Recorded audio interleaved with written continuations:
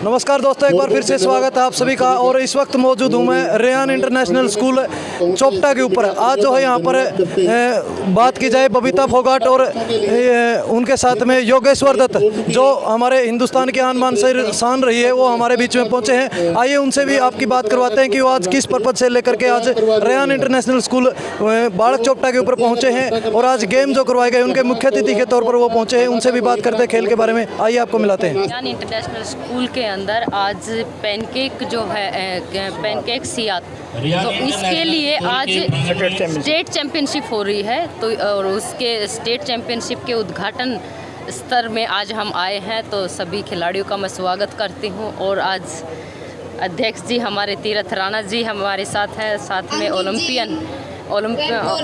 Olympic medallist Yogeshwar Dutt जी हमारे साथ हैं। तो बड़ा अच्छा लग रहा है, यहाँ से खिलाड़ियों को प्रेरणा मिलेगी। जी, आप युवाओं को किस बारे में ज़्यादा उत्साहित करते हैं? जैसे या महिलाओं को खेल में भागीदारी ज़्यादा रहती है, उसके लिए आप क्या कर रहे हैं? देखिए, महिलाओं के लिए हो चाहे खिलाड़ियों के लिए हो, हमेशा उनको मोटिवेशन की ज़रूरत होती है।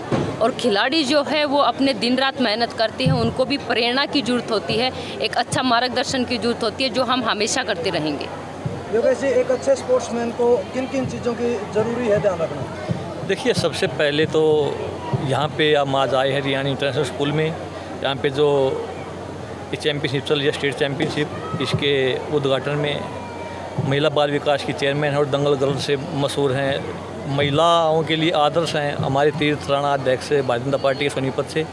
और इस उपलक्ष्य में आज मैं सभी से यही कहूँगा कि अनुशासन बहुत ज़रूरी है सभी के लिए। बात हो चाहे शिक्षा की हो, खेलों की हो, कहीं हो, अनुशासन बिना हम आगे नहीं बढ़ सकते।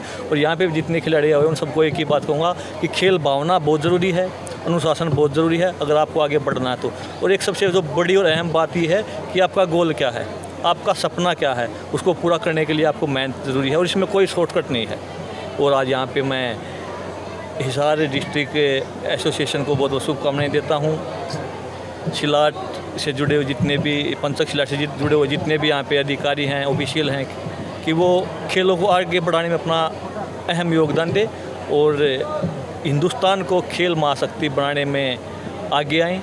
और ये गेम है, ये जो पंचक शिलाट है, ये एशियन गेम्स में है, कोई वैसा गेम नहीं है कि कोई वैसी लॉबी किसी ने अपनी बॉडी बना दी हो। कोई चीज़ अगर एशियन गेम्स में है तो वो ओलंपिक में भी कभी ना कभी ज़रूर आएगी। तो ये बड़ी अच्छी बात है और बड़ा मुश्किल खेल है ये। मैंने 2 बार एक प्रोग्राम में गया भी हूँ मैं। ये जितना मुश्किल इसका नाम है पंचक शिलाट, उतना ही मुश्किल ये खेल है, बड़ा कठिनाई बड़ा है और आत्मरक्षा के लिए भी बड़ा अच्छा है। इसलिए आज सभी को शुभकामनाएं और मैं खिलाड़ियों को शुभकामनाएं देता हूँ और उनके उज्जवल भविष्य की कामना करता हूँ। तो बच्चे अपने फेलियर्स को किस तरीके से ले? बच्चे जब फेल हो जाते हैं तो ऐसा होता है कि वो खेलना छोड़ देते हैं, उनका कॉन्फिडेंस कम हो जाता है। देखिए, फेलियर हर कोई होता है, चाहे हम लगा लीजिए कोई भी जो अगर सफल हुआ है तो कहीं ना कहीं उन्होंने फेलियर्स को ज़रूर फेस किया है। आप ऐसे नहीं कि किसी भी चीज़ में चले गए और आप तभी आपको सफलता मिलेगी। लेकिन फेलियर को मतलब हार को हार मान के नहीं बैठना चाहिए, उसको हमें एक पॉजिटिव रास्ते में लेना चाहिए और पॉजिटिवली लेना चाहिए कि हमारे अंदर कहाँ कमी है, उसको सुधारने की ज़रूरत है और आगे बढ़ने की ज़रूरत है। सफलता हमें तभी मिलती है जब हम निरंतर मेहनत करते रहते हैं, रुकते नहीं हैं। और निरंतर मेहनत जब कोई भी हो, XYZ जो भी कोई करता है वही सफलता की ओर जाता है। आपके गेम्स को लेकर प्रैक्टिस कैसी चल रही है? देखिए, मेरे गेम्स को लेके तो प्रैक्टिस अब दूसरी प्रैक्टिस चल रही है। जी जी। मैम, अगर बात की जाए आपको देख करके हरियाणा में नहीं पूरे हिंदुस्तान के अंदर लड़कियों में उत्साह पैदा हुआ था क्योंकि आप दंगल गर्ल्स रही है जी। सेल्फ डिफेंस को लेकर के आप क्या कहना चाहेंगे एक नॉर्मल लड़की और एक स्पोर्ट्समैन लड़की के लिए? देखिए, सेल्फ डिफेंस के लिए अगर मैं बात करूं तो महिलाओं के लिए स्पोर्ट्स बहुत ज़रूरी है।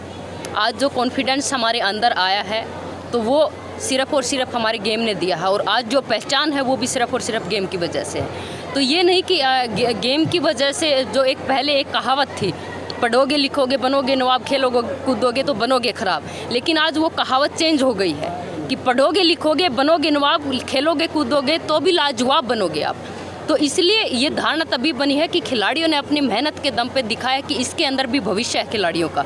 और जो हमने सेल्फ डिफेंस की बात की तो खिलाड़ी, खासकर महिलाओं के लिए ये बहुत ज़रूरी है। उनके अंदर कॉन्फिडेंस आना और उनका फिजिकल फिट होना बहुत ज़रूरी है आज के ज़माने में। योगेश जी, मेरा आखिरी सवाल आपसे ये रहेगा, आज के युवा जो नशे की तरफ ज़्यादा बढ़ते हुए जा रहे हैं, उनको क्या संदेश देना चाहिए? देखिए, सभी से ये है कि नशे से दूर रहें और जो आपका काम है, जो भी आप कार्य करते हो, चाहे वो किसी भी क्षेत्र में है, उस पर अपना पूरा फोकस रखें। और बात एक हरियाणा की नहीं है, बात पूरे देश की है।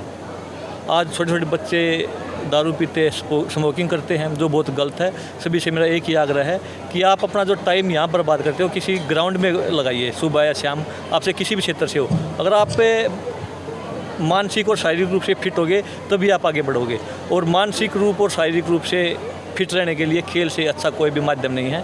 ज़रूरी नहीं है कि आप चैंपियन बनने के लिए खेलो, आप अपने आप को फिट रखने के लिए, आप अपने आप को मजबूत बनने के लिए खेलो और आगे बढ़ते रहो। मैं तो खिलाड़ियों को नहीं, सभी युवाओं से एक आग्रह करूंगी कि अगर नशा ही करना है तो क्यों ना खेल का किया जाए या फिर मेहनत का किया जाए, क्योंकि बीमारी भी आएगी तो सक्सेस की आएगी। तो इसलिए ऐसा नशा कीजिए जिसमें देश प्रदेश का नाम भी रोशन हो और आपकी सेहत भी बनी रहे और समाज के लिए भी बहुत अच्छे उसका फ़ायदा रहे। अभी कॉमनवेल्थ गेम्स में हमारे इंडिया के बहुत मेडल्स आए हैं, चाहे वो सिल्वर मेडल्स हो या फिर गोल्ड मेडल्स हो, इस पर क्या कहना है आपका? देखिए, ये खिलाड़ियों की दिन रात जो उन्होंने एक करके जो मेहनत की थी, उसी का ही नतीजा है कि हमारे सभी खिलाड़ियों ने इतनी मेहनत करके पूरे देश को 130 करोड़ देशवासियों को गौरवान्वित करवाने का मौका दिया। ये खिलाड़ियों की मेहनत की बदौलत है। बबीता जी, आप सरकार में है और हरियाणा में बहुत सारे कोचेज की कमी है, उसको लेकर के आप क्या मांग उठाते रहते हैं? देखिए, कोचेज की हम ये नहीं कह सकते कि कोचेज की कमी है, कहीं है तो हमने ये भी कहा है कि आप हमें लिखित में दीजिए कहाँ पे कौन से उसके सेंटर के अंदर कोचेज की कमी है, तो सरकार की तरफ ज़रूर इसका हम ध्यान दिलाएंगे और सरकार इसको मानने के लिए, समझने के लिए तैयार है। राजनीतिक दंगल को छोड़कर कितना समय निकाल पाते हो अपने दंगल के लिए? अपने चाहे देखिए कितना भी बिजी शेड्यूल हो और चाहे कितना भी राजनीति में बिजी हो या पर्सनल लाइफ में बिजी हो, लेकिन खेल स्पोर्ट्स के लिए तक चाहे घंटा निकाले, आध घंटा निकाले, टाइम जरूर निकाल लेते हैं। बलवंत जी लाग जाए राजनीति तक ग्राउंड में भी ना जाएंगे? नहीं, मैं तो अकेडमी चलाता हूँ और मैं सुबह शाम में ग्राउंड में टाइम जरूर लगाता हूँ। लगभग 100 के बच्चे, 100 के लगभग पहलवान हमारे पास हैं और हमारा टारगेट यही रहता है कि हमारे देश के खेल आगे बढ़ें और हम पूरी लगन के साथ जो भी कार्य करते हैं वो लगन के साथ करते हैं। और हमारा एक ही मकसद है कि देश आगे बढ़े, सभी एकजुट रहें और खेलों में हिंदुस्तान आगे बढ़े। आपके जो गेम है इसके बारे में जानकारी बहुत कम है युवाओं को, तो इसके बारे में क्या बयान, आप कुछ सेमिनार या कुछ करना चाहोगे? नहीं, हम लगातार कोचों के सेमिनार भी लगा रहे हैं और डिस्ट्रिक्ट चैम्पियनशिप, स्टेट चैम्पियनशिप हम लगातार करवाते रहते हैं। और आज भी देखो 17 ज़िलों से खिलाड़ी आए हैं, लगभग 650 से ज़्यादा खिलाड़ियों ने इसमें पार्टिसिपेशन किया है।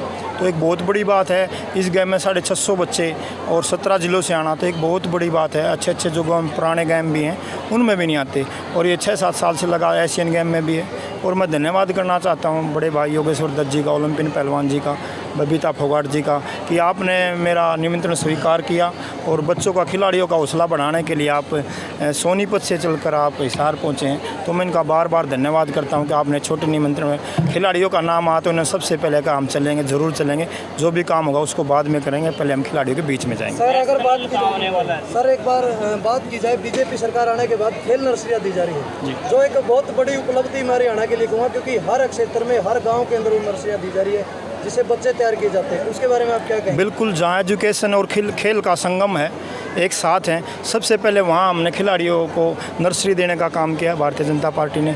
और ये नर्सरियाँ भी आधी ही हुई हैं और चिन्हित की जा रही हैं जहाँ जहाँ ज़रूरत है और जहाँ जहाँ से बच्चों के लिए रिक्वायरमेंट जा रही है खिलाड़ियों की, वहाँ भी 1100 से भी ज़्यादा खेल नर्सरियाँ पूरे हरियाणा प्रदेश में दी जाएंगी। और ये मानता हूँ कि मैं खेल जगत में एक निर्णायक साबित होगा। जिस तरह से ओलंपिक में, कॉमनवेल्थ में हमारे मेडल आने लग रहे हैं, नीचे ग्राउंड रूट से बच्चे और तैयार होंगे और आगे बढ़ेंगे, देश का नाम रोशन करेंगे। खेल नर्सरियों से कितना रिजल्ट मिलने वाला है हमारे को? बिल्कुल, देखिए हम एक लेवल पे पहुंच जाते हैं तो हम भी ये कहते हैं कि हमने खिलाड़ियों के लिए ये किया, लेकिन जब खिलाड़ी जब संघर्ष करते हैं वो ग्राउंड लेवल से ही है। और इसीलिए सरकार ने ग्राउंड लेवल के ऊपर उस खेल को समझने के लिए खेल नर्सरियाँ दी हैं, ताकि वहाँ से जब हमारे खिलाड़ी वहाँ से निकलें और वहाँ से तैयार करके हम जब सीनियर लेवल पे आए तो वो एक अच्छा खिलाड़ी के रूप में तब तक कहते हैं ना कि हीरा बन के तैयार हो जाता है। तो वो हीरा बनाने का काम हमारी सरकार कर रही है और जो कि हमारे जूनियर और कैडेट खिलाड़ियों के लिए बहुत इम्पोर्टेंट है और उनके खेल के अंदर विकास के लिए ये खेल नर्सरियाँ बहुत अहम योगदान है। योगेश जी, अगर खेल नर्सरी की बात करें, जिस समय पे आप प्रैक्टिस करते थे शायद अपने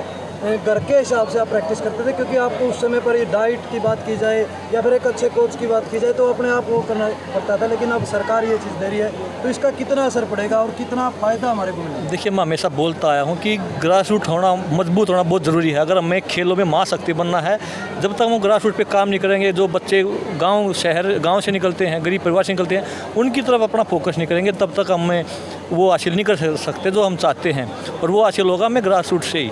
और अभी जो बच्चों को नर्सरियाँ 1000 नर्सरियाँ दी गई हैं, ये लगभग ये सभी ग्रास रूट पे दी गई हैं, गाँव में दी गई, स्कूलों में दी गई हैं। और जिनको फ़ायदा, गरीब जो परिवार के बच्चे हैं उनको फ़ायदा मिलेगा कि कहीं पे 2000 रुपये हैं, कुछ इस तरीके की नर्सरी जिसमें 4000 रुपये, 4500 रुपये हैं कुछ नर्सरियों के, उसमें बच्चों की डाइट का अच्छा होगा। और एक लेवल पे पहुँचने के बाद तो जब बच्चा इंडिया कैंप में पहुँच जाता है, वो चाहे अंडर 17 या अंडर 15 लेवल में, वो इंडिया कैंप में पहुँचने के बाद उसको किसी चीज़ की कमी नहीं रहती, ना डाइट की उसको पास स्पॉन्सर भी मिलते हैं। पर गाँव में जो बच्चे होते हैं, ट्रेनिंग करते हैं, उनको वो चीज़ें नहीं मिलती।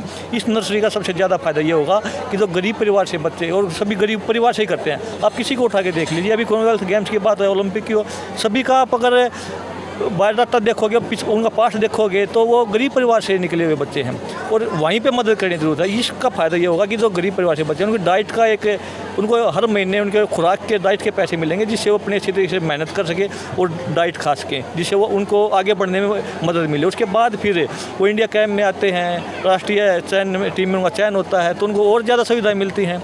और पर मेन चीज़ है कि जहाँ पे शुरुआत है वहाँ पे हमें जो सुविधा मिलनी चाहिए वो होनी चाहिए। काफ़ी सुधार हुआ है, पर इस पे सुधार हमेशा करते रहेंगे, सुधार की गुंजाइश हमेशा रहती है। इसमें अभी 1000 है तो 1000 से 1500, 2000 तक भी ये चीज़ें पहुँचेंगी। आखिर में जाते